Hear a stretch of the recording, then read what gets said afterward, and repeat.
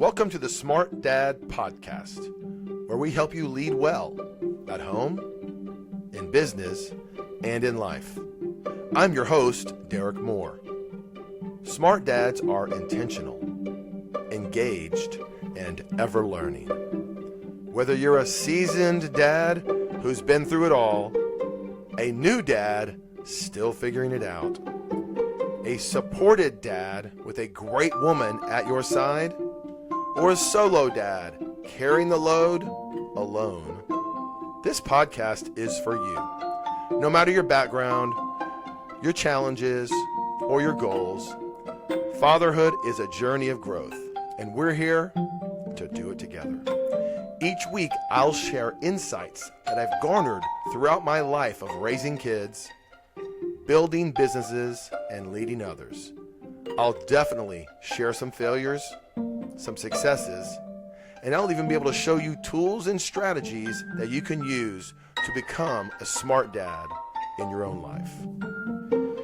Welcome to another episode of the Smart Dad Podcast. This week, I want to talk about why to have a big family. You know, I was thinking about when I was a kid, was I in a big family? I've got one brother, so that's easy. No. But I loved kids. I wanted to be a pediatrician. I wanted to serve kids. I wanted to travel the world and help kids. And I realized I could make kids.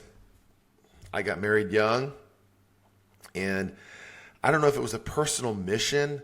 I don't know that it was a voice from God or it was a divine calling, but I felt comfortable knowing that I could and would be willing to have lots of kids. 10 kids seemed like a reasonable number to aim for. And, I did that before the age of 35. It's been quite a blur. Actually, I did that before the age of 40, But here's the deal. Right now, I have 7 children in their 20s. Yes, ages 20 to 29.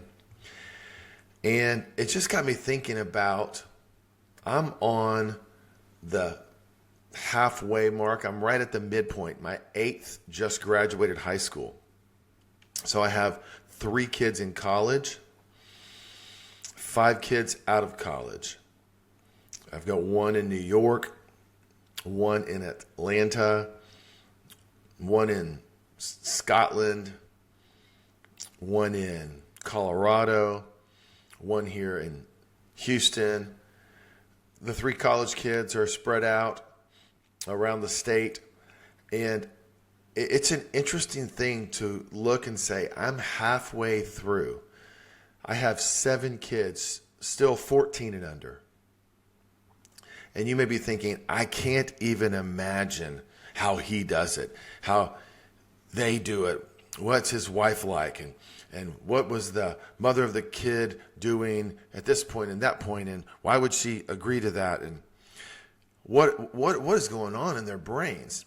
Well, I want to talk a little bit about why it's a valuable thing to do. Now, don't get me wrong.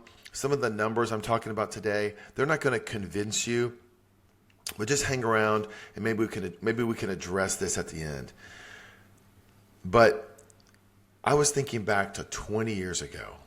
In fact, 20 years ago this month, I had, by definition, 7 kids, ages 9 and under.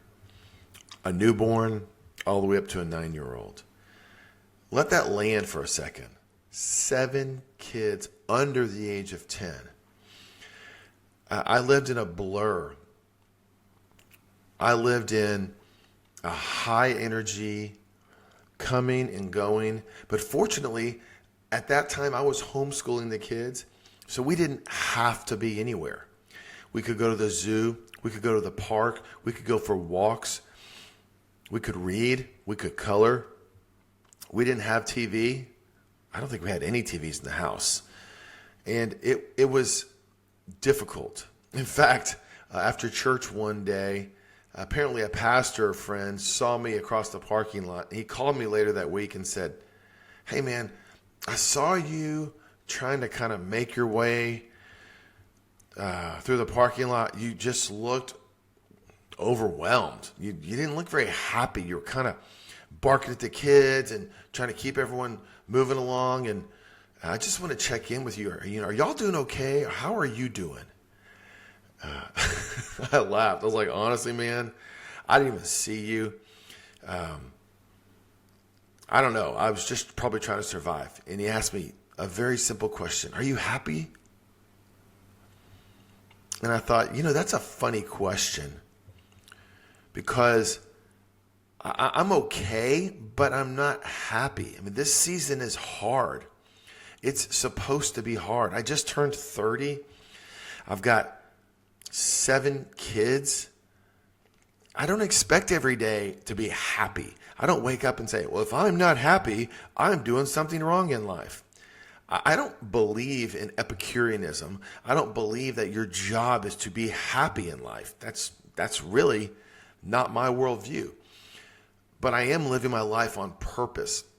And that's interesting, because I have been told that's not a normal mindset for a 30-year-old. Well, when you get married at 20 and have 7 kids, like I said, you're going to change a little bit. You're going to mature a little bit. You're going to reframe things. So that's just a simple takeaway I want you to think about. And in your life, just remember, you don't have to be happy or feel happy or even find happiness every day. You have the chance to do hard things. And hard things, sometimes you're not happy when you're doing them. Sometimes you're just happy when they're over. So I want to challenge you, smart dads. Don't strive for happiness. Okay? Take the opportunity to be intentional instead of being happy. Here's a challenge for you. What season of life are you in right now? You might be an empty nester, trying to figure out how to get these kids to fully adult. You might have kids all under the age of 10, like I did 20 years ago. Are you expecting comfort and leisure and pleasure right now when you should still be building some grit into your lives? Or is it a season for you to take a breath and say, you know what? I need to recover. I need to recuperate. Take a day, take a week, and put some intentional downtime into your life. Here's a challenge for you. Take 10 minutes this week and see if you can name the season you're in or name its purpose. I've heard and I have found that when you name something, you take authority over it. When you name a child, you name a pet. If you name a fear and you can describe it, then you can put that fear where it belongs. If you name your opponent or your enemy, if you clearly name your goal, you specifically name what you're aiming for, it will actually make clarity out of your chaos. So at that time, going back to that 20 years ago, I'd actually just hired a full-time live-in. We had just built a nearly 5,000 square foot brand new house for about $640,000. Now, I'm not bragging because it was a very, very efficient house. And it may sound like a luxury. Maybe it doesn't. But we had 10 people in that house. We had 6 bedrooms, and everybody had to share except obviously the nanny. When she had the baby, she'd take the baby in there, but she had a room to herself. And I was thinking about it. The average home at that time was, 2,200 to 3,200, like 2,700 square feet. The average house had, let's say 4 or 5 people in it. So the average person was taking up about 500 square feet of space in a normal home. And I was actually coming out a little bit ahead of the average home. I had 10 people in a house, and it had a 4,800, 4,700 square foot home. So each person in my house only required 480 square feet. And then I did the math on utilities. on the space in the house, the groceries, on everything. And my actual per person spending was less than for a family of 4 or 5. And because we had someone at the house, right, we could cook every meal at home. We bought in bulk. We had pretty simple routines. 2 or 3 kids share every bedroom. Everyone shared bathrooms. Our lives overlapped. Our lives were shared. And that's why we homeschooled even. And you know what? Even though kids are older, we still have, like I said, 7 kids, 14 and under. It's still that way today. In fact, I just dropped off my 8-year-old at a camp that she is going to for musical theater with her 10-year-old, 12-year-old, and 14-year-old siblings. And her 21-year-old sister is actually helping run the camp. So I've got 5 kids at a camp, ages 21 to 8. That happens all the time, whether they're volunteering, whether they're serving in the community, whether they're going to the same school. I had 5 kids at a school. I've had 7 kids in a system. It's just how we do it. And here's the reality on this. Big families literally do life together. That's why they often homeschool. That's why they often have non-traditional schedules. A smart dad takeaway for this little point on big families is the more you share, the less you waste. I find that clothes get more wear and tear. Food is not generally wasted. We know that everybody gets the initial same portion at our tables, and you eat your first portion, but then they go back for seconds or for thirds, and the food doesn't get wasted. The more you share, the less you waste. For me, it's like a small village. It's like a local kind of a experiment where we all pull the same direction. I've got a challenge for you here, smart dads. Can you audit your life like a logistics manager, like an efficiency manager? What's one area of your life, whether it's meals, whether it's routines in the morning or at bedtime, whether it's your money, maybe it's your weekends, maybe it's your commute, but where can you reduce some waste by building repeatable systems? Remember, system, SYSTEM. In my brain, that means save yourself time, energy, money. If you have a system, you don't have to have decision fatigue. So set it up this week. That's your Smart Dad challenge.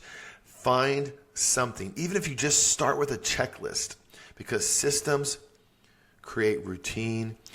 Routine creates order, and order creates peace. One of the things I like to talk about with big families is how we win financially. We've already talked about houses and sharing rooms and spaces. Another interesting one is health coverage. If you've ever signed up for a plan from work or one in the marketplace, you know, the pricing is pretty simple, right? 1 adult or 2 adults with no kids, 2 adults with 1 child, 2 adults with 2 or more kids. A lot of times it'll say 2 plus. Sometimes it'll say 2 adults with 3 plus kids. At one point, a couple of years ago, I had 15 people on my insurance plan, 2 adults and then 13 kids under the age of 26. I paid the same monthly premium as someone with 2 adults and 2 or 3 kids.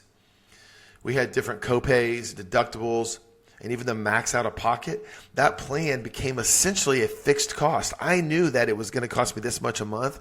And then there's no way, essentially no matter what happened, as I stayed in network, we knew that the worst case scenario each year would be $36,000 or $40,000 or $24,000, whatever the plan was. What's my point? My point is that you might think, oh my goodness, if I had 2 or 3 or 4 more kids, I couldn't afford it. In some areas, you pay nothing extra. Another one is my club memberships. I've had different clubs, whether it's a Sam's Club or where kids go swim and they play tennis. Those clubs have one price for family. Family is, mom, dad, and kids. I did the math on one of our clubs, and I was paying less than 50 cents per person per day to have a club membership.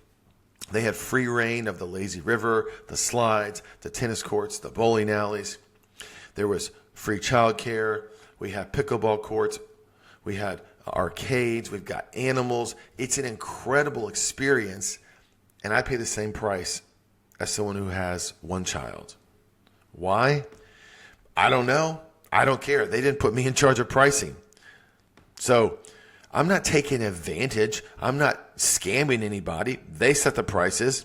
We just get to be the outliers. So when I'm traveling, what do? I find out from the hotels or from the chains or from the cruise ships, how many people do you charge for? What about a baby in a crib? What about a baby on a pallet? And I walk in and I say, listen, I have all my kids staying in your hotel. You have breakfast vouchers? Yeah. Let me give one for each of your kids. So we can go to breakfast instead of paying, 10 or 20 bucks for a kid to eat breakfast who's a 5-year-old. They say, you know what? We want to take care of you. We give you all the vouchers. Have you had those restaurants in your town, in your city, where they have those nights where kids eat free? Sometimes it has to be, 2 kid meals for each adult meal or some sort of formula. We'll even take friends with us. Say, hey, you want to go out to dinner? They've got no kids or they don't bring their kids that night. 4 adults. I can have 8 kid meals for free. Again, I don't make the rules. They know we're coming. They offer it. We maximize it. So my point is that just because you don't know how to pay for large families doesn't mean it can't be done. Resourcefulness isn't about being cheap. It's about being wise. So that's one of the takeaways I want you to take away. Be resourceful. If you have another kid coming, I used to go to the hospitals and say, hey, if I prepaid cash for this baby, how much would it cost? That was back when I didn't have maternity insurance. Maternity insurance. They'd say, oh, it's $13,000 or $5,000. So I'd start making payments, $500 a month, $200 a month, whatever it was. And guess what? If we didn't have a baby, they would give me a refund. Now, of course, I did have babies. I kept doing that. But I just kept coming up with creative ways to make sure that my dollars stretched a little farther. So here's a challenge for the week. Make a list of 5 places you already spend money. Do some brainstorming. Maybe it's a gym. Maybe it's a restaurant. Maybe it's a club. Maybe it's a store you go to. Maybe it's a way you travel. What can you do to save with a better question? I don't want you to leave value on the table just because you didn't ask. You have to ask. I call this maximizing your dollar. And not to be cheap, but most systems out in the world actually have some hidden advantages for big families. Sometimes you have to be a digger. You have to be a researcher. Sometimes you have to be bold enough to look and to ask. So my Smart Dad Challenge, another one for this week, if you want to pick one of these, don't assume the sticker price is the final price. The way I help businesses save money is I tell them, pick up the phone and call or email one of your providers and ask for a price break. Ask them, do they have a family policy that they can include your kids for a discount? Maybe it's your insurance, right? Maybe it's your school. Hey, if I send another kid to this private school, can you guys give me a bigger discount? Teach your kids that wisdom shops with courage. Okay? Don't shop because you have to and you're a victim. Be bold and say, hey, you know what? What if I didn't want to pay full price? What if I wanted to buy 3 of these? Again, negotiation. I really believe everything's negotiable, but people will argue with me on that. But this week, find something. You can go to your cable provider, your cell phone carrier, go down the list. I mean, just anything, and ask, can I get a discount? What's the best price you can give me? Speaking of maximizing and eating out, I do eat out with the kids, and I do study the math. Restaurants essentially become a game of portion economics. Let me tell you what I mean. Some restaurants you go to, the kids' meals are huge. And you're like, wait a second. I can eat a small soup or a small salad. If every kid gets a kid's meal, man, we are done. We can all eat. I can nibble off their plates, and that's fine. Or maybe one kid's meal feeds 2 kids. Sometimes the kids' meals aren't the greatest value. You find that the grilled chicken and has a huge portion, or the sides are big, or whatever. Some places have free dessert. Some places they swap the free dessert out for free fruit. You can go in and start using your poo. I tell my kids, use your poo, P-O-O, powers of observation. They always get a kick out of it. Kids, use your poo. So use your powers of observation. I actually have a waiter at a Tex-Mex place we've gone to, and he used to be a manager, and he said, oh, don't get the large guacamole, get the medium, because it's almost as big and it's half the price. Okay, I mean, he's cutting into his volume on his ticket, but of course I'm going to tip him better because he's saving me money. Also, sometimes the to-go can feed your family for another meal. So just figure it out and start putting things into place. Hey, some places offer a birthday meal, a birthday dessert. Sign up for our club, for our list. If you have a Gmail account, by the way, a little pro tip. If your first name is, Bobby at Gmail, you can put a plus after your actual name, Bobby, and then put the restaurant name or a code after it. So I'll do like Bobby plus, RW for a certain restaurant, or Bobby plus, carport, or again, whatever at gmail.com. So if you have a Gmail, you can do that. And then you can tell, 1, if they sell your email. You can tell 2, if you're signing up for it and they say, hey, Bobby plus GW or RR or whatever has signed up for this, to unsubscribe, click here. But what you can do is you can have separate emails for every place, and then you can actually find them easier and look them up in your email. So a little practical tip there. So if that doesn't make sense, you shoot me an email or look on the internet. It'll tell you about all that stuff. So here is another challenge for you. Find a restaurant, 2 or 3 restaurants you've already gone to. Figure out what the best value is on the menu. If you had to save and scrimp, and maybe you had to save $3 or $5 or $10 eating out somewhere, what could you order to get the most bang for your buck? So, Smart Dad Challenge on this one. The next time you go out, involve your kids in the planning. Show them, hey guys, we have $50 to spend on this meal. Are we all getting a Coke? Are we all getting a Dr. Pepper? Are we all getting an iced tea? Are we getting drinks? The restaurant, you don't have to order and pad your bill. If you could all order water and you save 10 or 15%, order water. Being on a budget tells them our dollars are already accounted for. And strategy beats impulse. Dads, sometimes moms are weak, sometimes we are weak. Sometimes moms cave, sometimes we cave. Have a plan, get them involved, and then see what happens if you can execute that plan. Hey, what's the cheapest thing on the menu? Hey, what's the most expensive thing on the menu? Hey, what's the largest portion for the best price? All those things just have them thinking a little bit outside the box. Another thing outside the box, I pretty much have homeschooled every one of my kids at some point in their educational journey. But I'm a product of public school from kindergarten through my undergraduate days. And in Texas, public schools are funded by property taxes. So people will move into a district. They'll buy a home that's a little more expensive, that they say a quote unquote nice home, because they want access to strong schools.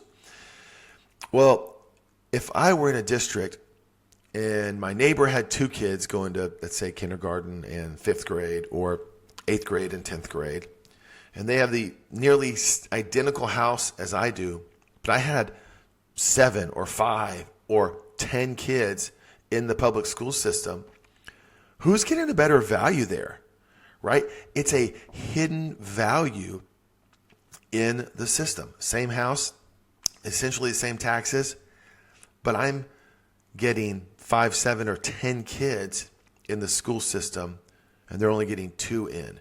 So sometimes things we literally have to have, like food and shelter and transportation, we can find ways to add value, add efficiency, and maximize the system. And I really believe in investing in strong local systems.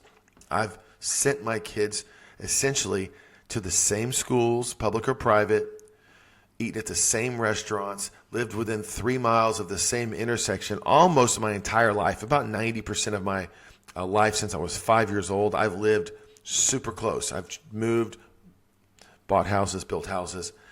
And I like to invest local because it reminds me of that tree in, I think it's Psalms or Proverbs, where it says a tree firmly planted by the stream has deep roots and the leaves never wither, and it produces fruits in season and out of season. And I think of being planted and having deep roots.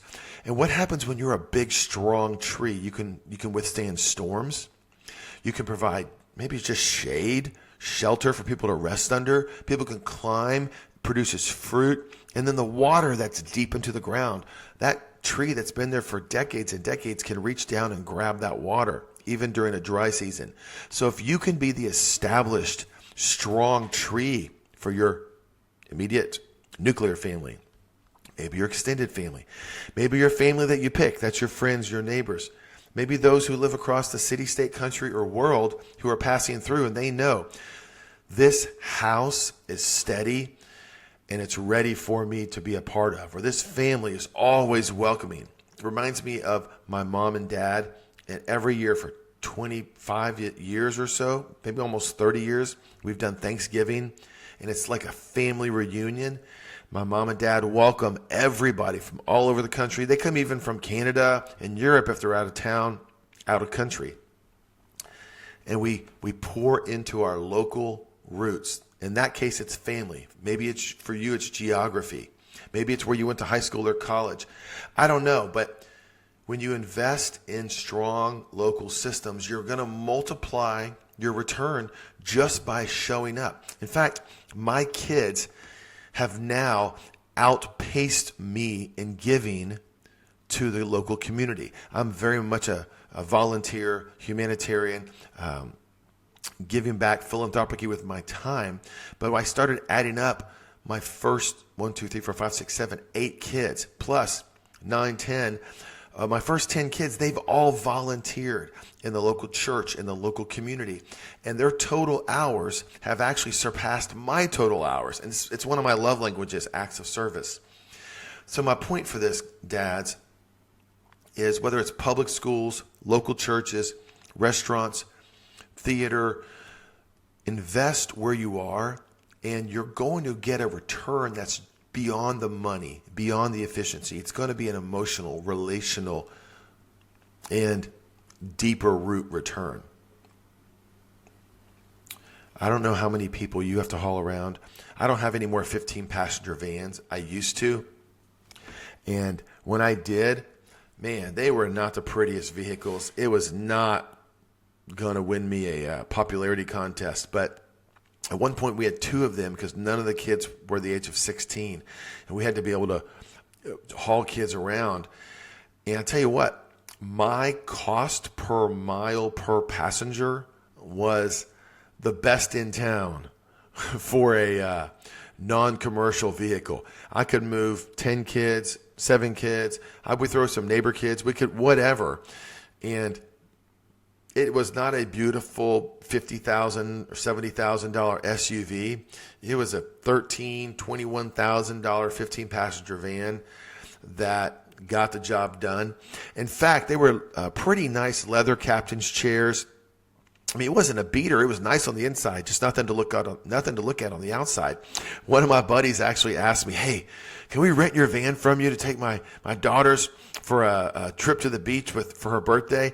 They didn't invite my kids to the daughter's party, but they took their daughter. Of course, I didn't charge them, but they drove it to Galveston, played music, drove it back, and they said they had a great time. It was so comfortable. That was way before Uber. I was like the Uber dad, right? I was always hauling kids around. But the point is, it might look ridiculous in a parking lot. It might be terrible to park. In fact, my wife we had about 7 or 8 kids, and she was backing up into a spot, and there was a low oak tree branch, and just the right rear window just boom, shattered, exploded. And it was like, well, that's going to happen sometimes. You pay, you get it fixed and you go on with life. It doesn't always look pretty, but it was very efficient. So stop asking dads, does this look cool? That's a challenge for the week. You don't have to look cool. Do you have a dad bod? Okay, let's work on that. Do you have a dad car? Okay, accept it. Do you have a minivan? It doesn't define you. It might be your stage, your age, right? Might be the reason for your season. I need to have this. So if you're not doing it for the image, if you're doing it for the efficiency, if you're doing it for the really just the practicality of it, pat yourself on the back. That's what we have to do sometimes. If you need a midlife crisis sports car, I'm not going to consult you on that one. But it's really, really about setting things up for your kids to be able to achieve greater levels than you did. I think I've told you before, but one of my Jewish friends told me that when she grew up, she always heard in the Jewish community that the success of a parent is determined by whether their children achieved more than they did. In other words, if we ever achieve greatness, it's only because we stand on the shoulders of giants. So put your kids on your shoulders and help them hit a higher level. One more thing I want to talk about is meals at home. We eat at home a lot together. We don't run a restaurant. When it's mealtime, we make one meal. If it's leftover time, great. You can pick from whatever's left over. But we eat what we're cooking. I tell my kids, you get what you get and you don't throw a fit. As long as there's no allergies, no one's sick, we don't get picky eaters. We don't get wasted food. We get rhythm. We get sanity. Sundays after church, Asian beef broccoli on rice with dumplings on the side. Oh, I don't like dumplings. Fine. The rice is too this. Fine. We're still eating it. That's our meal. Taco, Tuesday. That's Tuesday nights. Crispy shell, soft shell. You want flour tortilla, corn tortilla. You want black refried beans. You want pinto beans. You want white rice, yellow rice. We have lots of options on Taco Tuesday. We're in Texas. What are you going to do? Thursdays, we do Indian food. Usually chicken korma or butter chicken. Fridays, pizza night for the kids, so I can take the sweet wife out on a date. Here's the deal. Do life your way. Don't be mean, but don't let your kids drive you crazy. I don't eat that. I don't do that. Okay. You know what? It takes 7 or 8 times trying something before you know if you like it or not. Again, try it. Take it with salt, without salt. With this on the side, without that. Some of the kids like their chicken korma kind of soupy. Some like it dry. Some like their Asian beef broccoli soupy. Some like it dry. Pick a meal this week, guys. Turn it into a rhythm. Hey, you know what? Let's try doing this every Monday or every Friday or every Wednesday or every Sunday. Prep it together. Serve it together. Teach your kids how to make it. Teach your kids how to clean right after they've done it. Clean before the meal. Clean after the meal. Set the tone and watch how much gets built around a meal. So your challenge for this week, pick one meal and turn it into a rhythm. See what happens. All right, dads, listen, final reflections. I want you to have a big family, but you're not going to have 15 kids at a time, 5 kids at a time. You might not ever have 2 or 3 kids at a time. So as you do that, just know that's your chance to grow. That's your chance to develop. There's a Bible verse that says, thy word is a lamp unto my feet and a light unto my path. God oftentimes only gives you enough for the next step. You can't see what's coming. Nothing is guaranteed or certain about your future. So if you're hesitating because you don't have a full plan, stop it. You don't need a full plan. Yes, you need some strategies to think about and plan about the future, but what is the next right step? What is the next right thing? And then if your premise, if your foundation is right, you're going to end up in the right spot. This week, dads, I want you to know it's hard to be a dad, if you didn't know that already. It's hard to have a kid. It's hard to have 10 kids. Is it always happy? No. Is it sometimes incredibly painful? Yeah. And I'll tell you more stories later on. But is it worth it? Absolutely. I would do it all over again. It's hard. It's beautiful. It stretches you. It changes you. It challenges you. It breaks you. It rebuilds you. And you get to choose. You're not a victim. You get to say, I want to live a life and pass it on to the next generation. It's literally what we're wired to do, men. So make some babies, invest in them, build your family tree. You have the DNA, you have the life experience to change the world through your kids, and they can leave it a better place than even you found it. That's it for the week. Thanks for joining me on the Smart Dad podcast. Now go out and be a smart dad. Let's do this together, guys. We got it. Thank you for joining us on the Smart Dad podcast. Be sure to hit subscribe so you never miss an episode. For resources, links, and more, check out the show notes. Also, if you like what you heard today, please leave us a 5-star review so other dads can find the podcast and be the dad they are meant to be.